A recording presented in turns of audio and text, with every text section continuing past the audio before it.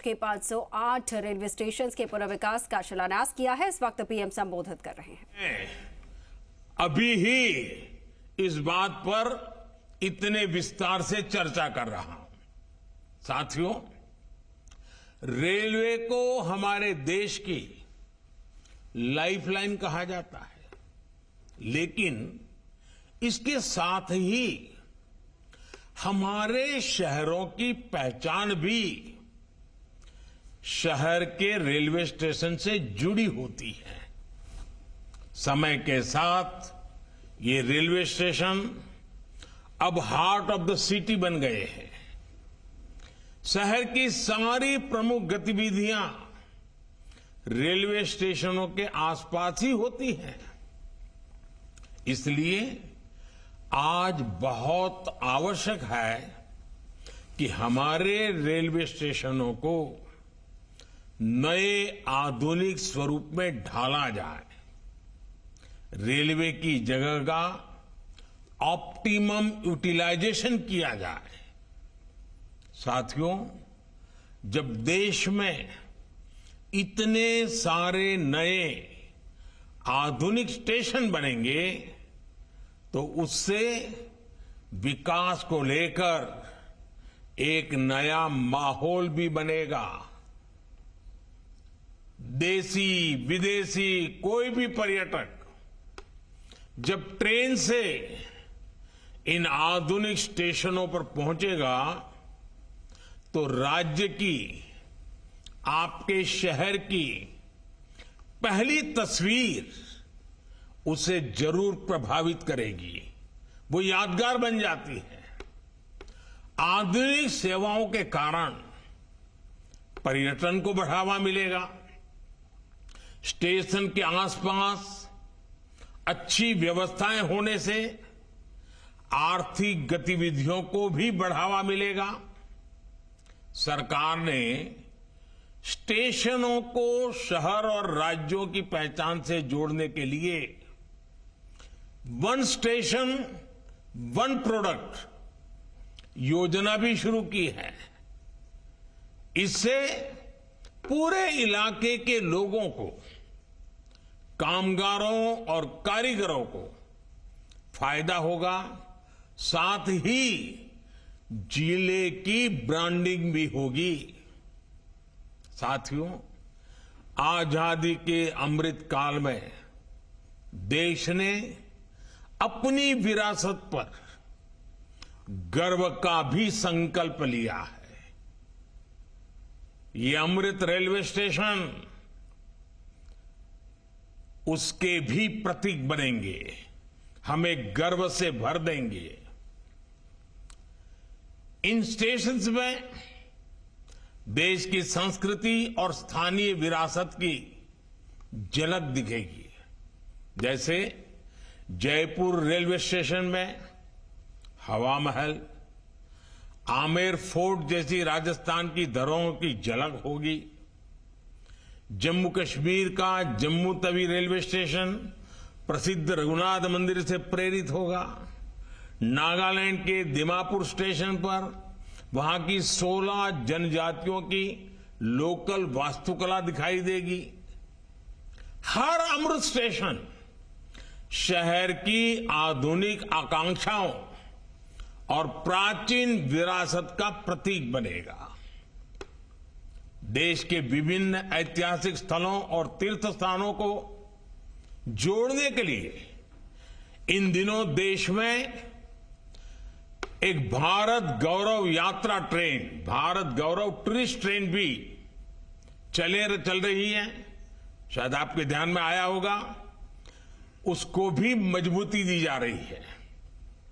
साथियों, किसी भी व्यवस्था को ट्रांसफॉर्म करने के लिए जरूरी होता है कि हम उसके पोटेंशियल को पहचानें। भारतीय रेल में तो ग्रोथ को रफ्तार देने का अपार पोटेंशियल है। इसी सोच के साथ बीते 9 वर्षों में हमने रेलवे में रिकॉर्ड इन्वेस्टमेंट किया है। इस साल के रेलवे को 2.5 लाख करोड़ रुपए से ज्यादा का बजट दिया गया है। ये बजट 2014 की तुलना में 5 गुना ज्यादा है। आज एक होलिस्टिक सोच के साथ रेलवे के समग्र विकास के लिए काम हो रहा है। इन 9 वर्षों में लोकोमोटिव्स उत्पादन में भी 9 गुना की वृद्धि हुई है। आज देश में पहले की अपेक्षा 13 गुना ज्यादा HLB कोच बन रहे हैं। साथियों, नॉर्थ ईस्ट में रेलवे के विस्तार को भी हमारी सरकार ने प्राथमिकता दी है। रेलवे लाइनों का दोहरीकरण हो, गेज परिवर्तन हो, इलेक्ट्रिफिकेशन हो, नए रूट्स का निर्माण हो, इस पर तेजी से काम किया जा रहा है। जल्द ही पूर्वोत्तर के सभी राज्यों की राजधानियां रेलवे नेटवर्क से जुड़ जाएगी। नागालैंड में 100 साल बाद दूसरा रेलवे स्टेशन बना है। नॉर्थ ईस्ट में नई रेल लाइनों की कमीशनिंग भी पहले के मुकाबले 3 गुना ज्यादा हो रही है। साथियों, पिछले 9 वर्षों में 2200 किलोमीटर डेडिकेटेड फ्रेट कॉरिडोर भी बनाए गए हैं। इसकी वजह से मालगाड़ियों के ट्रेवल टाइम में काफी कमी आई है। दिल्ली एनसीआर से वेस्टर्न पोर्ट तक, चाहे गुजरात के समुद्री तट हो या महाराष्ट्र का समुद्री तट हो, पहले से जो सामान ट्रेन से पहुंचाने में एवरेज औसतन 72 घंटे लगते थे, आज वही लगेज, वही सामान, वही गुड्स 24 घंटे में पहुंच जाता है। ऐसे ही दूसरे रूट्स पर भी टाइम में 40% की कमी आई है। ट्रैवल टाइम में कमी आने का मतलब है कि मालगाड़ियों की गति बढ़ी है और सामान भी अब ज्यादा तेजी से पहुंच रहा है। इसका बड़ा लाभ हमारे उद्यमियों, कारोबारियों और खास करके हमारे किसान भाई बहनों को हो रहा है। हमारी फल सब्जियां अब ज्यादा तेजी से देश के एक कोने से दूसरे कोने तक जा रही है। जब देश में इस तरह का ट्रांसपोर्टेशन तेज होगा तो उतनी ही तेजी से भारत के जो उत्पाद है, हमारे छोटे मोटे कारीगर, हमारे लघु उद्योग जो कुछ भी उत्पादन करते हैं, वो सामान विश्व बाजार में भी तेजी से पहुंचेगा। साथियों, आप सभी ने देखा है कि पहले रेलवे ओवरब्रिज का कम होने के कारण कितनी दिक्कतें आती थी। 2014 से पहले देश में 6000 से भी कम रेलवे ओवरब्रिज और अंडरब्रिज थे। आज ओवरब्रिज और अंडरब्रिज की ये संख्या 10,000 से ज्यादा हो गई है। देश में बड़ी लाइन पर मानव रहित क्रॉसिंग की संख्या भी 0 हो चुकी है। रेलवे और रेलवे प्लेटफॉर्म पर यात्री सुविधाओं के निर्माण में आज बुजुर्गों की, दिव्यांगजनों की जरूरतों का विशेष ध्यान रखा जा रहा है। साथियों, हमारा जोर भारतीय रेलवे को आधुनिक बनाने के साथ ही पर्यावरण फ्रेंडली बनाने पर भी है। बहुत जल्द भारत के 100% रेल ट्रैक्स इलेक्ट्रिफाइड होने जा रहे हैं, यानी कुछ ही वर्षों में भारत की सारी ट्रेनें सिर्फ बिजली से चला करेगी। इससे पर्यावरण की कितनी बड़ी मदद होगी, आप अंदाजा लगा सकते हैं। 9 वर्षों में सोलर पैनल से बिजली बनाने वाले रेलवे स्टेशनों की संख्या भी 1200 से ज्यादा हो गई है। लक्ष्य यही है कि आने वाले समय में सभी स्टेशन ग्रीन एनर्जी बनाएं। हमारी ट्रेनों के करीब 70,000 डिब्बे, 70,000 कोचेज में एलईडी लाइट्स लगाई जा चुकी हैं। ट्रेनों में बायो टॉयलेट्स की संख्या भी 2014 के मुकाबले अब 28 गुना ज्यादा हो गई है। ये जितने अमृत स्टेशन बनेंगे, ये भी ग्रीन बिल्डिंग्स के मानकों को पूरा करेंगे। 2030 तक भारत एक ऐसा देश होगा जिसकी रेलवे नेट जीरो एमिशन पर चलेगी।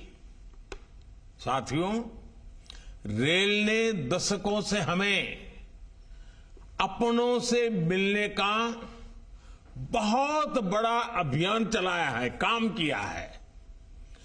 एक प्रकार से देश को जोड़ने का भी काम किया है। अब ये हमारी जिम्मेदारी है कि हम रेल को एक बेहतर पहचान और आधुनिक भविष्य से जोड़ें और रेल की रक्षा, व्यवस्थाओं की रक्षा, सुविधाओं की रक्षा, स्वच्छता की रक्षा, एक नागरिक के नाते उस कर्तव्य को हमें निभाना। अमृतकाल कर्तव्य काल भी है। लेकिन साथियों, कुछ बातें जब हम देखते हैं तो मन को पीड़ा भी होती है। दुर्भाग्य से हमारे देश में विपक्ष का एक धड़ा आज भी पुराने ढर्रे पर चल रहा है। वो आज भी खुद तो कुछ करेंगे नहीं और किसी को करने भी न देंगे, न काम करेंगे न करने देंगे। ये रवैये पर अड़े हुए हैं। देश ने आज की और भविष्य की जरूरतों की चिंता करते हुए संसद की आधुनिक इमारत बनवाई। संसद देश के लोकतंत्र की प्रतीक होती है। उसमें पक्ष विपक्ष सबका प्रतिनिधित्व होता है। लेकिन विपक्ष के इस धड़े ने संसद की नई इमारत का भी विरोध किया। हमने कर्तव्य पथ का विकास किया तो उसका भी विरोध किया गया। इन लोगों ने 70 साल तक देश के वीर शहीदों के लिए वॉर मेमोरियल तक नहीं बनाया। जब हमने नेशनल वॉर मेमोरियल बनाया, उसका निर्माण किया, तो इसकी भी सरेआम आलोचना करते उनको शर्म नहीं आई। सरदार वल्लभ भाई पटेल का स्टैच्यू ऑफ यूनिटी आज दुनिया की सबसे बड़ी मूर्ति है। हर हिंदुस्तानी को गर्व होता है। और कुछ राजनीतिक दल चुनाव के समय तो सरदार साहब को याद कर लेते हैं, लेकिन आज तक इनका एक भी बड़ा नेता स्टैच्यू ऑफ यूनिटी में जाकर के सरदार साहब की इस भव्य प्रतिमा के न दर्शन किए न उन्हें नमन किया है। लेकिन साथियों, हमने देश के विकास को इस सकारात्मक राजनीति से आगे बढ़ाने का फैसला किया है और इसलिए नकारात्मक राजनीति से ऊपर उठकर सकारात्मक राजनीति के मार्ग पर एक मिशन के रूप में हम चल रहे हैं। किस राज्य में किसकी सरकार है, कहां किसका वोट बैंक है, इस सब से ऊपर उठकर हम पूरे देश में विकास को सर्वोच्च प्राथमिकता दे रहे हैं। सबका साथ, सबका विकास, ये धरती पर चरितार्थ करने के लिए जी जान से जुटे हैं। साथियों, पिछले वर्षों में रेलवे युवाओं को जॉब देने का भी बहुत बड़ा जरिया बनी है। करीब 1.5 लाख से ज्यादा युवाओं को अकेले रेलवे में पक्की नौकरी मिली है। इसी तरह इंफ्रास्ट्रक्चर पर लाखों करोड़ के निवेश से लाखों युवाओं को रोजगार मिल रहा है। इस समय केंद्र सरकार 10 लाख युवाओं को नौकरी देने का अभियान भी चला रही है। रोजगार मेलों में लगातार युवाओं को नियुक्ति पत्र मिल रहे हैं।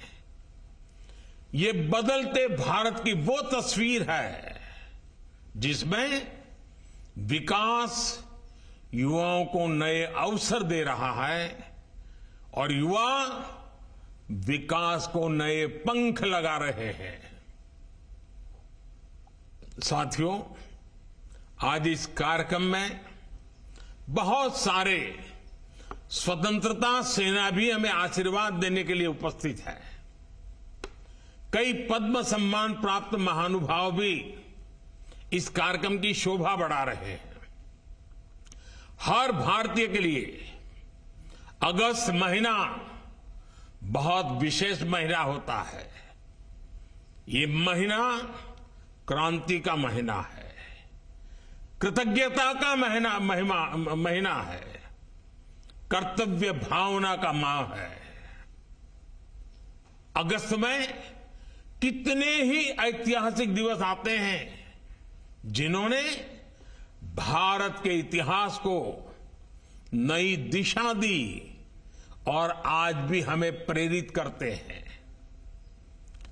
कल 7 अगस्त को पूरा देश स्वदेशी आंदोलन को समर्पित नेशनल हैंडलूम डे मनाएगा। 7 अगस्त की ये तारीख हर भारतीय के लिए वोकल फॉर लोकल होने के संकल्प को दोहराने का दिन है। कुछ ही दिनों बाद गणेश चतुर्थी का पवित्र पर्व भी आने वाला है। हमें अभी से इको फ्रेंडली गणेश चतुर्थी की तरफ जाना है। हम कोशिश करें कि गणपति बप्पा की प्रतिमाएं इको फ्रेंडली मटेरियल्स की बनी हो। ये वर्ष हमारे स्थानीय कारीगरों, हमारे हस्तशिल्पियों और हमारे छोटे उद्यमियों के बनाए उत्पादों को खरीदने की प्रेरणा देता है। साथियों, 7 तारीख के एक दिन बाद 9 अगस्त आ रही है। 9 अगस्त वो तारीख है जब ऐतिहासिक क्विट इंडिया मूवमेंट की शुरुआत हुई थी। महात्मा गांधी ने मंत्र दिया था और क्विट इंडिया मूवमेंट ने स्वतंत्रता की तरफ भारत के कदमों में नई ऊर्जा पैदा कर दी थी। इसी से प्रेरित होकर आज पूरा देश हर बुराई के लिए कह रहा है क्विट इंडिया। चारों तरफ एक ही गूंज है, करप्शन क्विट इंडिया, यानी भ्रष्टाचार इंडिया छोड़ो, डायनेस्टी क्विट इंडिया, यानी परिवारवाद इंडिया छोड़ो, अपीजमेंट क्विट इंडिया, यानी तुष्टीकरण इंडिया छोड़ो। साथियों, उसके बाद 15 अगस्त की पूर्व संध्या, 14 अगस्त का विभाजन विभीषिका स्मरण दिवस, जब मां भारती के 2 टुकड़े हो गए थे। एक ऐसा दिन है जो हर भारतीय की आंखों को नम कर देता है। ये उन अनगिनत लोगों को याद करने का दिन है जिन्होंने भारत के बंटवारे की बड़ी कीमत चुकाई। ये उन परिवारों के प्रति एकजुटता को दिखाने का, जिन्होंने अपना सब कुछ खो दिया और फिर भी साहस के साथ मां भारती के लिए अपनी श्रद्धा को लेते हुए जीवन को पटरी पर लेने के लिए जूझते रहे। आज ये अपने परिवार, अपने देश के हित में, देश के विकास में महत्वपूर्ण योगदान दे रहे हैं। और साथियों, 14 अगस्त विभाजन विभीषिका दिवस, मां भारती के टुकड़ों का वो दिन हमें भविष्य में मां भारती को एक रखने की जिम्मेवारी भी देता है। अब इस देश को किसी भी तरह से कोई नुकसान न हो पाए, ये संकल्प करने का समय भी ये विभाजन विभीषिका दिवस 14 अगस्त है।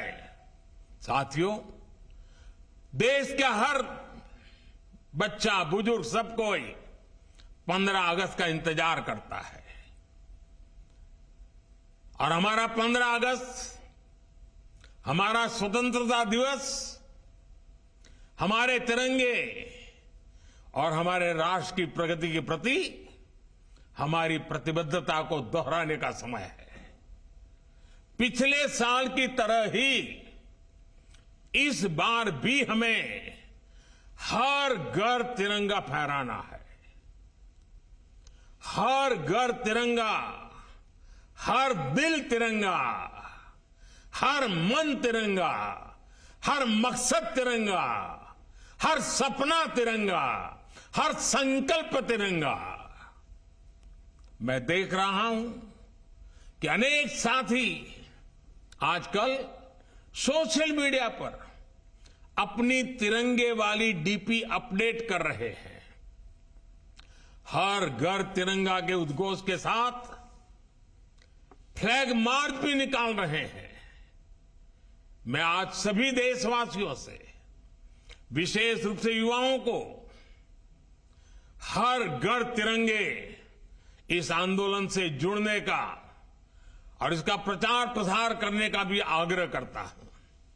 साथियों, लंबे समय तक हमारे देश के लोग यही सोचते थे कि वो जो टैक्स चुका रहे हैं उसका कोई मतलब नहीं है।